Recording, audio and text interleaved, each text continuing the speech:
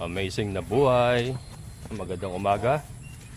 Ngayon po ay nagpapakanal tayo. Yan, dito sa paligid po ng ating area. At yung tubig po kasi ay bumabagsak mula doon. Ayan, doon sa mataas na parte na yan ay bumabagsak po sa atin. Ayan, kaya nagpapakanal po tayo. Gawa nung kahit hindi umuulan ay matubig po sa loob ng ating area. So pinapaayos natin yung kanal. Papakanalan natin yung palibot, paikot ng ating area, lalo na yung ating kambingan. Ayan. Para mapaayos natin yan, kasi ipapaayos ko na po yung area ng mga kambing para mapakawala sila sa loob.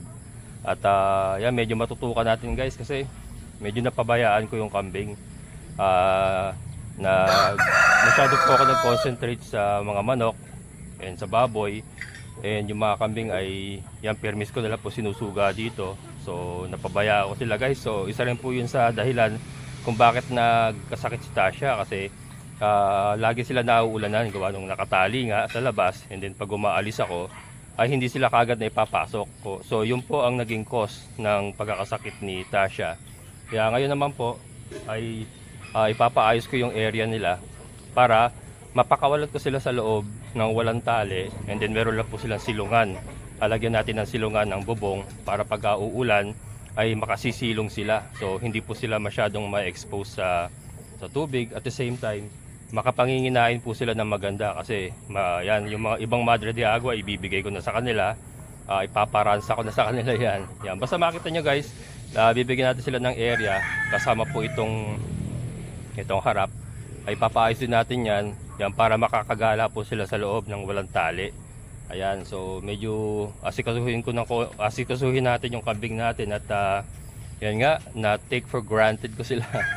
At yan, medyo napabayaan natin. Pero ngayon, ito, ayusin natin para mas mapaganda po natin ang pag-aalaga natin ng kambing. Ayan, so ito po kasi guys, ito po sa hindi nakakalam, sa kambing po talaga ako nag-start. Yan, so nung nirentahan ko itong area na to, ay kambing po talaga ang pinagumpisahan ko. Hindi, sumunod lang po yung baboy, pero kambing talaga ang aking first love. And yun nga, napabayaan ko yung aking first love. Pero ngayon, ito, ibabawi tayo, ayusin natin na mas maganda. And ito, papakita ko sa inyo. Ayan, ito po sila Tatay Johnson. So magkakadal po kami. And papaagusin natin dun sa existing na kanal sa loob. Yan. So lahat po ng dadaanan ng tubig ay magdadaan sa kanal. So yun po ang aming goal na gawin dito, para ang tubig po ay hindi kalat. Yan, hindi kalat. Kasi ito guys, nakita nyo ba yan? Para tayo nasa marshland. Kaya uwalan yan. Yan po ang sitwasyon dito. Kaya yan, kahit walang ulan guys, may tubig. Yan, nanggagaling po yan sa itaas. Yan, nanggagaling po yan dyan sa itaas. Dito po kasi ang bagsak ng mga tubig galing sa itaas. So ito, yan, napagusin natin doon, papunta doon sa mga Madre de Agua na yun. Kasi kanal po yun yan, kanal. Yung ganyan po mangyayari dyan, paikot yan. So ito na po yung area ng mga kambing. Yan, pati nga po itong mangga, namatay na yung mangga kasi permis pong basa yung lupa. At marshland nga, maputik. Kaya namatay po yung mangga. Yan. Ito kasi naghukay kasi sila dito, yung may-ari ng lupa naghukay dito. Ayan, naging parang punduhan ng tubig to. So lalo pong dumami ang agos ng tubig dito sa loob. Ayan, dati-rati kasi itong mangga na to ay hindi masyadong nabababad sa tubig. Kaya lang nung inilagay nila to, napondo ang tubig lalo. So laging basa yung loob. Kaya namatay po yung mangga. Ayan. So ito, bali puputulin naman na may-ari yan Kasi pagka na-develop po ito, parang gagawin yata ang bodega. Lahat po ng mga manggang yan puputulin din nila. Ganun din. Nauna lang po siya. Ayan si Dagul. Dagul! Dagul! Ayan si Dagul guys. So yan po kulungan nila. Yan, so ayusin din natin yan. Ipapaangat ko yan lalagyan ng bato sa mga paa kasi nabubulok na rin po yung mga paa ng ating kulungan. Yun naman po yung nakapatong lang yung mga yan, hindi nakabaon yan. So ipapaangat ko yan mamaya or pagdatapos nila yung kanal. Ayusin din natin yan guys. Yan, pati bubong siguro sikapin kong mapaayos to kahit low na lang muna mailagay. Importante magkaroon sila ng maayos na bubong. Yan kasi nga yan napabayaan ko guys talaga yung mga kambing. So ito babawi tayo. So yung nakaraang vlog ko nga ay nagbawas po tayo ng mga manok. Nagbenta po tayo ng 2 set ng trayo and then yung mga sisiw. So nagbawas ako ng konti sa manok para naman po ma-divide ko yung trabaho ba. Kasi sa sarili ko hindi ko na rin kinakaya na alagaan lahat. Wala naman ako tauhan. So plano ko ngayon ay mag-alaga lang muna ng manok na yung sa tama lang, yung kakayanin ko lang mag-isa. And then itong kambing ay mas pag-iigihin ko kasi itong kambing na to guys, once na maayos ko lang yung area na yun ma-secure ko, matibayan ko yung perimeter nila, make sure na wala lang tubig na papasok sa loob, ay po pwede ko na silang pawalan. So mas madali po ang pag-aalaga, magiging pag-aalaga sa kanila. Papawalan ko lang sila. Free range style po ang gagawin ko sa ating mga kambing. And then gagawan natin sila ng pangpakainan na nasa labas lang din para pag magsasakati ay meron lang nakapondong pagkain doon. So hindi ko na sila ilalabas, iwasan ko yung paglabas, pagtali-tali sa kanila. Kasi doon po ako nagkakaroon ng problema pagka itinatali ko sila. Iba kasi talaga guys ang native sa ganitong may mga lahi. Napansin ko lang. Yun nga, nakunan sila Mengmeng at Tisay. Nakatali lang din sila dito noon nung sila po nakunan. So ito naman ngayon si Tasha naman ay nagkasakit. Ganon din po, itinatali ko lang dito sa labas. So ang gagawin ko ngayon guys ay confined sila sa loob pero malaya po silang nakagagalaw sa loob at parang free range din po. So nakakain nila kung anong gusto nila. Pababayaan po nating tumubo yung mga damo-damo na yan, and then yung mga Madre de Agua nakikita nyo sa labas na yan ay paparansa ko na sa kanila yan. Hindi naman nila totally sisirain yan, kaya lang ang problema niyan baka hindi na natin makunan ng cuttings na pambenta, pero kung sa pagkapagkain lang nila ay hindi naman nila sisirain ng todo-todo yan. So papakin lang nila yan. Yan ang po mangyayari dyan. Ayan. So yan po. So itong kanal na to, so ipaikot nga ito para magiging island po yung ating area ng mga kambing. Ayan, and then ito kakanalang, kahit hindi na siguro kanalang, kakanalang pa ba to. Ayan, basta dito ito mga gabi guys, lalaki na ng gabi. Tanim ko to, ako nagtanim yan. Ayan, dati nasa loob yan, nasa loob po yung mga gabi na yan. Ayan, and then inilabas ko rito gawa nung ginawa nga nating area ng mga kambing. Pero dito dati nakatanim yung mga yan. Yan, dito sa kulungan ni Dagul. Sa isang kulungan natin. Diyan sila nakatanim dati. Yan ang lalaki na naman Yan po ay po pwede ipakain sa ating mga alagang baboy at manok. Yan. China-chop din yan. Yan. Yan po. Ito sabi ko laliman. Kasi yung tubig ay dumadaan sa ilalim. Yan. Sa ilalim dumadaan, ayun nakita nyo guys sambasa kaya kailangan ito malalim para hindi magputik yung ibabaw. Yan.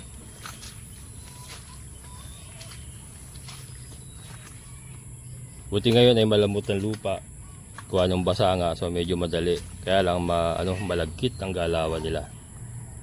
Ayan ang problema. Ayan, Kuya Natoy.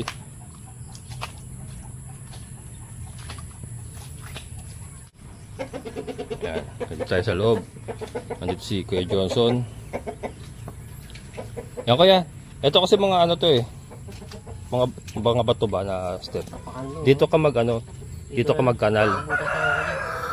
Para lumitaw yung mga bato na tabunan. Pag tapos bagsak dyan. Kahit tamaan mo na yung isang Madre de Agua na yan. Pero hindi naman, parang hindi naman siguro, no? Hindi. Oo. Malayo. Ayan. Dito ko na, tas dito ko na itong pakilupa. Para di masok ron. Oo, pwede rin, no? Ilabil ko na rito. Ayan.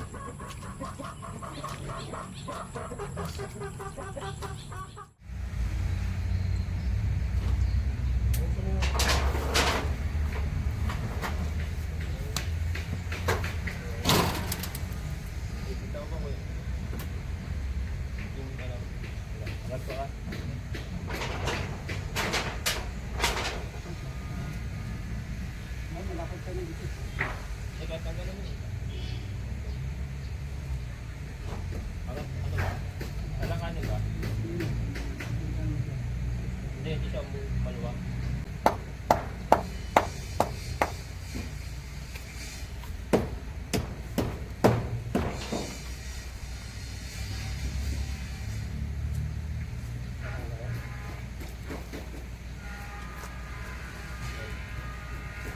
May kitna po ba yun? Sigurado yun. Malipit yung pambili malaki. Bakit natin? Yan pa habang ganyan.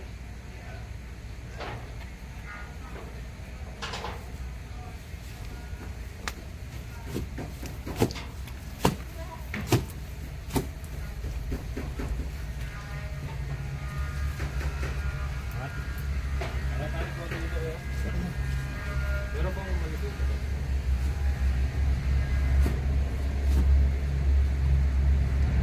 Doon kahit hindi na lang. Angat doon eh. Kaya na doon. Balik na ba ito? Akala ko natin. Ayan guys, tapos na. Ito ikutan natin. Para makita nyo.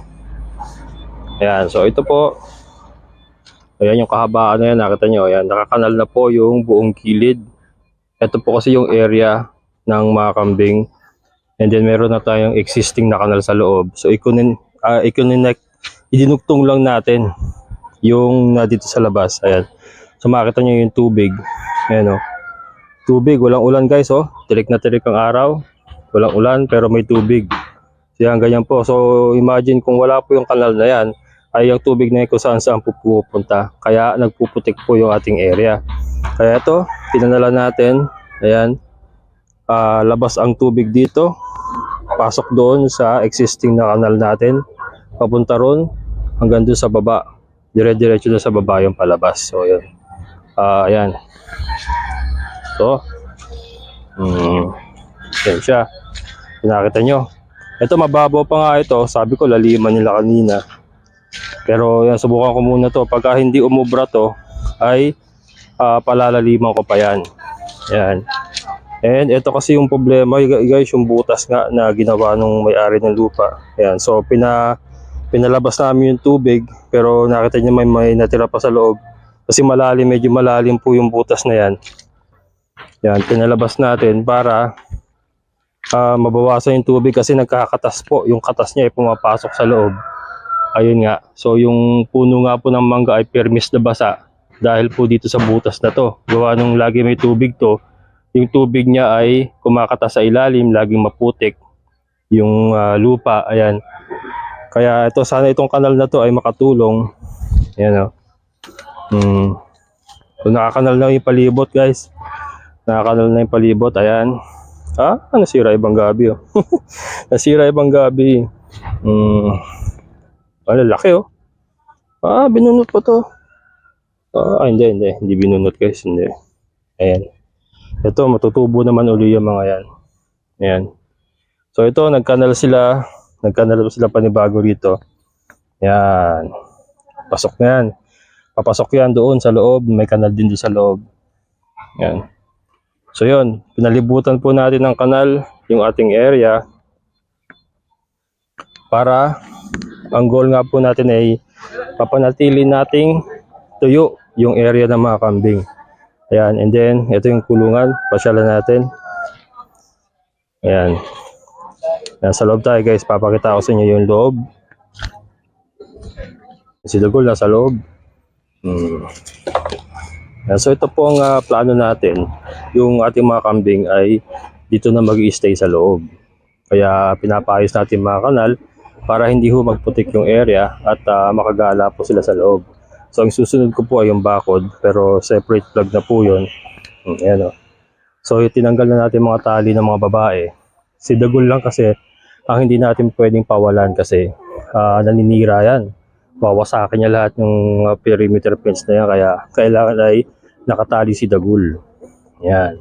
Pero yung mga babae, nakita niyo naman, malaya sila nakagagala dito sa loob. So yung ganyan na po ang plano natin gawin sa kanila. I-allocate natin itong area na to para sa ating mga kambing.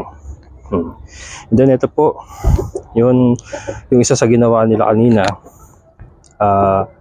pinaayos natin yung kanal dito sa loob. Ayan, oh. So nakita nyo, mas lumaki po yung area para sa ating mga manok. Ayan. Dito, nagkanal tayo nag-ayos tayo ng kanal dito sa gilid. Ayan. Ayan. Ayan po. And then yung lupa po, tinambak nila dito. Ito po ay dating kanal, yung may tambak na yan. So nangyari po yung inusog natin yung kanal doon para magkaroon tayo ng mas maraming space dito sa loob. Ayan, para sa ating mga manok naman. Ayan. And ito po yung ayan, so dito po aagos yung tubig galing sa labas. Ayan, oh. So ito po yung galing sa labas. Ayan, oh. Umaagos yung tubig. Ito yun.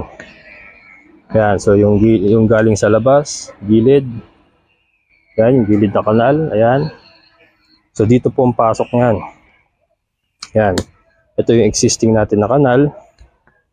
Ito ang pasok niyan, palabas dito.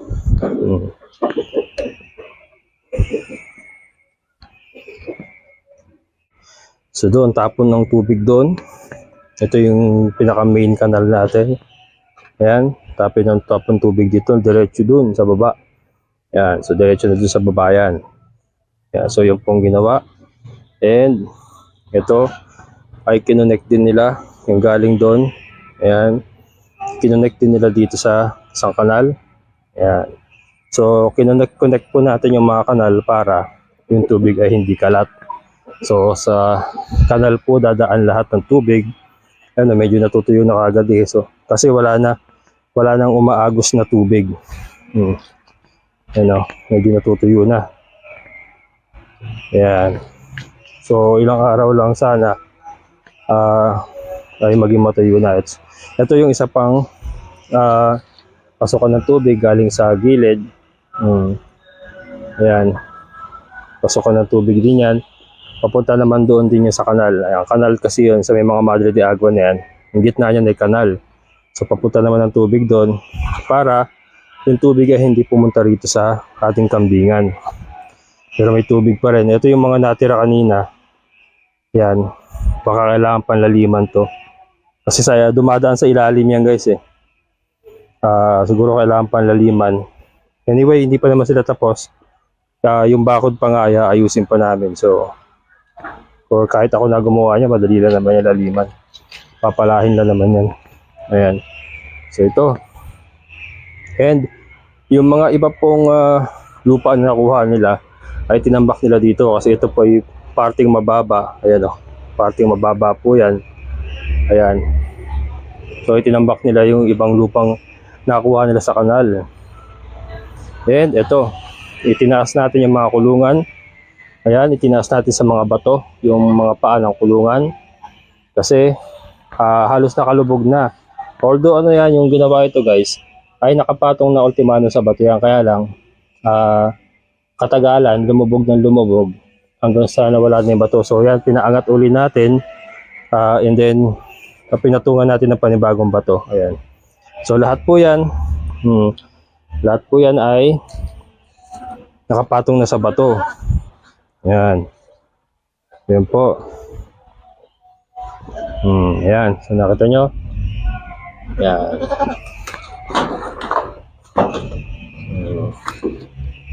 Yan. So mas tatagal na po yung ating paa. Yung paa ng ating mga kulungan kasi malakas mag-ana yan saka mabulok pagka nakasahid sa lupa at lagi nababasa. Ayan. Yan, silipin natin yung pasyente natin guys. Yan yung ating pasyente sa ating ward. So still looking good. Hindi na siya nagtatae. Ayun, oh. Ayun yung pupo niya, guys. Ayun na yung pupo niya. Matigas na. Ayan. Tigas ng kanyang pupo. And kumakain naman siya. Kumakain pa rin siya. Ayan. So tuloy lang po ang aking pagturok ng vitamins. Vitamins B12, A, D, and E. Multivitamins. So yun lang po muna binibigyan natin sa kanya. Gawa nung hindi naman na siya nagtatae. Ang problema ay hindi pa rin tumatayo. Ayan, hindi ko alam kung tinatamad or talagang hindi pa siya makatayo. Pero ang importante ay kumakain siya, umiinom at hindi na po nagtatae. Ayan po si Tasha, yung ating pasyente. Ito guys, may share ko lang. Ito kasi nagkaganito to. Ilang beses po kasi sila naulanan sa labas. Kaya nga nasabi kanina, naiiwanan ko po sa labas na mainit. Uuwi ako sandali, kakain, iidlip na konti. Pagising ko, umulan na pala ng malakas. So yung po nagiging problema, naiiwan sila sa labas na nauulanan at nakatali. So wala silang magawa, hindi sila makasilong. Ako naman, sleeping beauty. Ako naman ay tulog na tulog, so hindi ko naalaman na nauulanan na pala sila. Problema, yun ang problema ng wala kang tauhan guys. Sobrang pagod ko na, hindi ko na kinakaya. Kailangan ko matulog at hindi na talaga kinakaya ng katawan ko. At iniiwan ko sila dyan sa labas. Yan. Dyan nga sila sa labas. At nakatali lang at dyan po sila nauulanan. Yan. Kaya nga po, ang aking gagawin ngayon, kuha nang hindi talaga kinakaya guys. Aminin ko, hirap na talaga. Kaya ito ay inaayos ko nga itong area na to para pwede ko silang pawalan dito. And then ayun, pwede silang sumilong doon sa area ng mga manok, pwede sa kubo, pwede dito pagka umuulan. So hindi po sila basta-basta mababasa ng ulan pagka ganyan biglaan ng ulan. And si Dagul siguro ay lalagyan natin ng sarili niyang silungan na habang nakatali siya ay makasisilong din siya sa ulan. So yun po ang ating game plan. Hindi ko na po kinakaya talaga na magsakate. And kawawa rin naman kasi guys kung mag-stay sila na mag-stay sa kulungan. So kailangan din nila na nakakaalpas sila para dumami din sila. Hindi sila makapag-breed ng maganda kasi nga madalas ay nakakulong sila or nakatali. So yun po. Ang gagawin natin nga dito lang po alpasan nila. And si Dagul nakatali lang sa gitna. So kung sino pong naglalandi dyan ay lalapit na kay Dagul yan. Ganun lang po. At magbibreed naman po ng kusa yan kung sila ay landi. Basta may access sila sa barako. Kaya yun po ang ating plano. Kailangan lang po nating isaayos itong area. Yun nga. Ang numero unong problema ko dito ay yung putik nga. Na ito, siya nating ginagawa ng paraan ngayon na ma-eliminate po yung sobrang putik. Okay lang po yung basang lupa eh. Wag lang po yung parang swamp. Parang swamp ha. Yun na yung nangyari dito eh. Kaya ayan, medyo natutuyo na kasi naputol na yung access, naputol na yung tubig na dumadaloy dito. Kaya ito, medyo nadadry na. Nadadivert na kasi doon sa ating kanal. Ayan guys, so sinasabi ko, niraransak na nila yung ating Madre de Agua. Pero okay lang yan, hindi naman nila sisirain ng yan. Ang kinukuha na lang naman nila dyan ay yung mga dahon sa katalbos. Ayan. And tutubo naman uli yan. So itong area na to, itong mga Madre de Agua na to ay plano ko nang ibigay sa kanila. Yan, sa kanila na to. Anyway, marami pa naman tayong tanim doon sa loob. Andun talaga yung pinakamarami natin tanim. So yun, ito ay i-allocate na lang natin.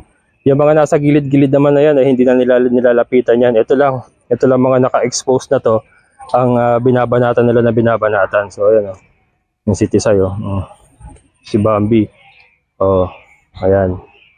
So ito yung mga pinagbabanatan nila na una. Ayan. Ayos ba Bambi? Putol. Ayan. So yan po. Ganyan po ang mga mangyayari dito sa area na to at sa ating mga Madre de Agua na nakatayo dito. Yan, para sa kambing na po yan.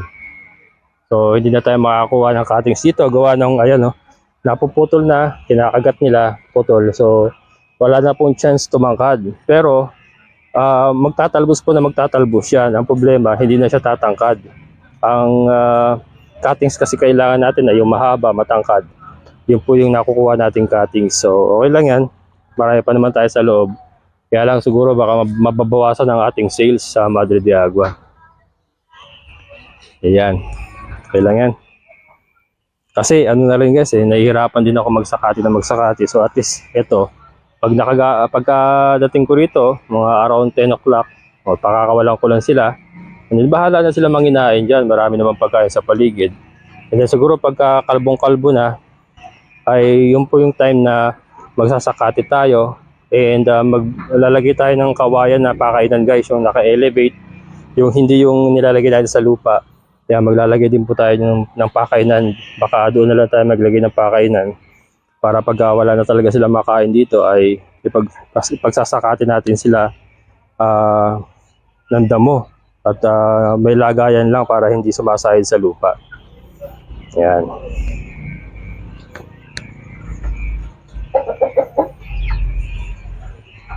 Ang ganda na guys, oh. Ganda na ng ginawa ni Kuya Johnson kanina to. Yan. Si Meng Meng.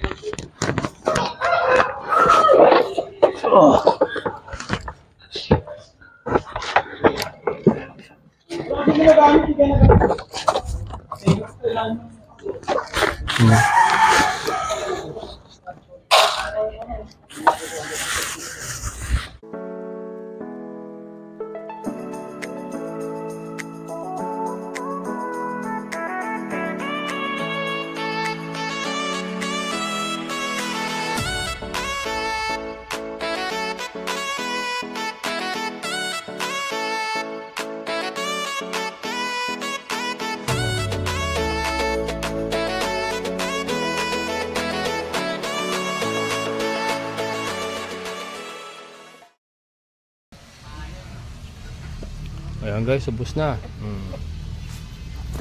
Ubos na ang mga feeds. Yan, so binibigyan na nga po natin ng feeds para mas mabilis pong makarecover yung katawan nila. Gawa nung nagsipayatan po. Ayan, gawa na, gaya nga nasabi ko, napabayaan natin. So ngayon po ibabawi tayo. Kaya nagbibigay tayo ng commercial feeds. Carbo meal guys, doon pa sa nagtatanong, carbo meal po yung ating ibinibigay. Yan, pwede po sa kabayo, pwede sa baka kalabaw, carbo meal. Yan. Puntahan natin yung isa, si Tasha. Yan guys, oh. Ano? Natutuyo na. Yung agos ng tubig. Ito mga talagang lakaran natin ay medyo natutuyo na. So yan, maganda. Ayan. So ito, bago tayo pumunta kay Tasha, pagtimpla muna natin siya ng kanyang inumin. Tinikal ko muna yung molasses guys. Nag-asukal muna ako. Yan. Kasi nung isang araw nagtain na naman siya. Pero ngayon okay na uli. So iniisip ko baka yung molasses po ang nakakasama. So tinanggal ko muna yung molasses. Papalitan natin ng asukal na pula. Ayan. Asukal na pula na may asin. Ito pang energy rin niya ito. Pampalakas din ng kanyang katawan. Energy. Sukal yan eh. And then asin. Ayan, asin. Parang orisol ang labas niya. Orisol. Ito yung papainom natin sa kanya.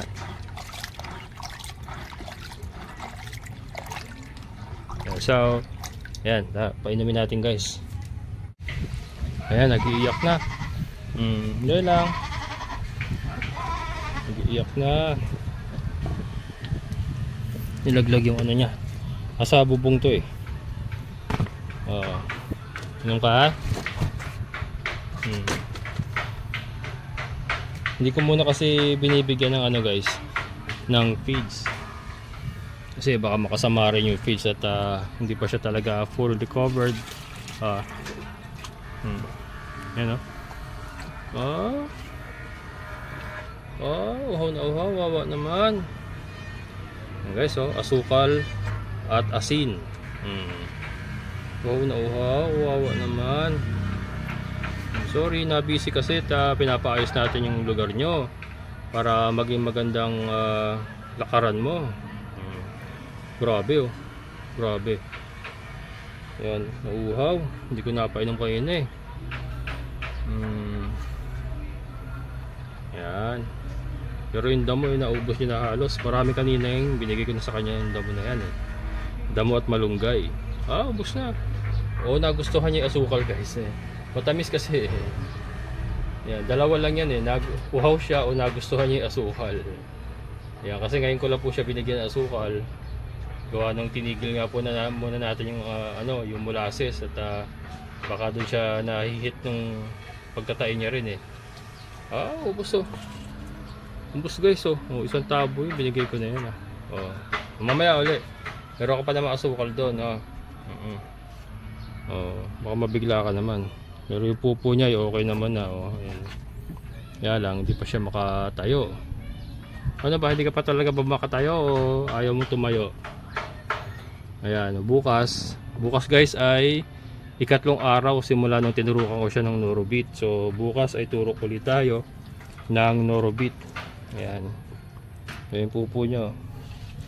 Okay naman na yung pupo niya. Ayan okay naman na. Ayan po si Tasha.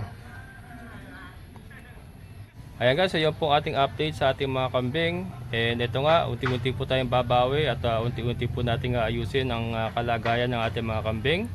Ayan, so sundan nyo lang po. Ang susunod po dito ay yung pangunguha namin ng kawayan at pagre-reinforce po ng ating perimeter fence. Lahat po yan ay re-reinforce natin para hindi po basta-basta matutumba ng mga kambing natin. Kasi nga, ipapagalain lang natin dito sa loob silang lahat. And si Dagul ay nakatali sa gitna. Ayan. So yan, maraming salamat po sa mga solid kabokals. Maraming salamat sa mga solid viewers. Maraming salamat. And sa mga bago po sa channel ko, sana po ay mag-subscribe na kayo. And then click nyo lang po yung notification bell para ma-notify kayo sa mga bagong videos na upload ko. Ayan, so hanggang dito na lang guys. Maraming salamat. So muli, ito ang yung kabokals farmer na nagsasabing sabay-sabay tayong mangarap, magsikap at higit sa lahat ay kumilos at siguradong ulad ang ating amazing na buhay. Bye-bye!